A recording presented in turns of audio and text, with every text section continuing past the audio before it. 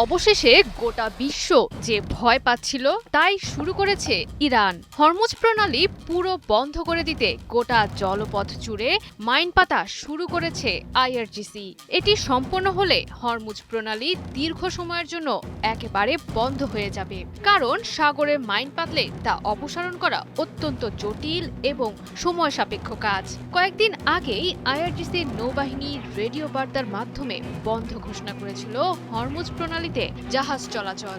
এবার মাইন পেতে মূলত ট্রাম্পের হুমকির জবাব মুখের উপর দিয়ে দিল ইরান।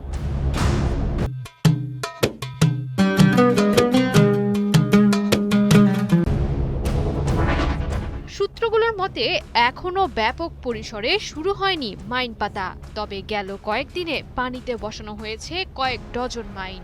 এখনো অক্ষত আছে ইরানের ছোট ছোট নৌকা ও মাইন বসানো ৮০ থেকে ৯০% জাহাজ।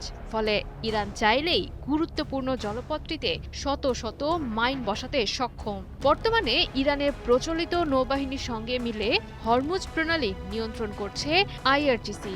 তাদের কাছে থাকা মাইন বসানো নৌযান, বিস্ফোরক বোঝাই দ্রুতগামী নৌকা এবং উপকূল ভিত্তিক ক্ষেপণাস্ত্র ব্যাটারি ব্যবহার করে হরমুজের চারপাশে জোরালো প্রতিরক্ষা বলয় তৈরি করা সম্ভব বলে জানিয়েছে আন্তর্জাতিক বার্তা সংস্থা সিএনএন। এর আগেও হরমুজকে ঘিরে সতর্কবার্তা জারি করেছিল আইআরজিসি। জানায় প্রণালীটি দিয়ে যে কোনো জাহাজ চলাচল করলে হতে পারে আক্রমণের শিকার। পরিস্থিতির এতটাই অবনতি হয়েছে যে প্রণালীটিকে মৃত্যু উপত্যকা হিসেবে বর্ণনা করেছে যুক্তরাষ্ট্র ভিত্তিক বার্তা সংস্থা সিএনএন। যুদ্ধ শুরুর পর থেকে হরমুজ প্রণালী বন্ধ থাকায় বর্তমানে উপসাগরীয় অঞ্চলে আটকে পড়েছে উৎপাদিত প্রায় ১৫ মিলিয়ন ব্যারেল অপরিশোধিত তেল এবং আরও ৪.৫ মিলিয়ন ব্যারেল পরিশোধিত জ্বালানি। কারণ হরমুজ প্রণালী ছাড়া তেল রপ্তানির আর কোনো পথ নেই ইরাক এবং কুয়েতের মতো উৎপাদক দেশগুলোর। প্রণালীটি দিয়ে তেল পরিবহনের অনিশ্চয়তায় আন্তর্জাতিক বাজারে তেলের দামে সৃষ্টি হয়েছে চরম অস্থিরতা। বিশ্বে পরিবাহিত মোট অপরিশোধিত তেলের প্রায় ১/৫ পরিবহন করা হয় হরমুজ প্রণালী দিয়েই। ইরান জানে বিশ্বের ২০% তেল পরিবহন হওয়া প্রণালীতে মাইন বসালে ঝুঁকি বিবেচনায় কমে যাবে তেলবাহী জাহাজ চলাচল।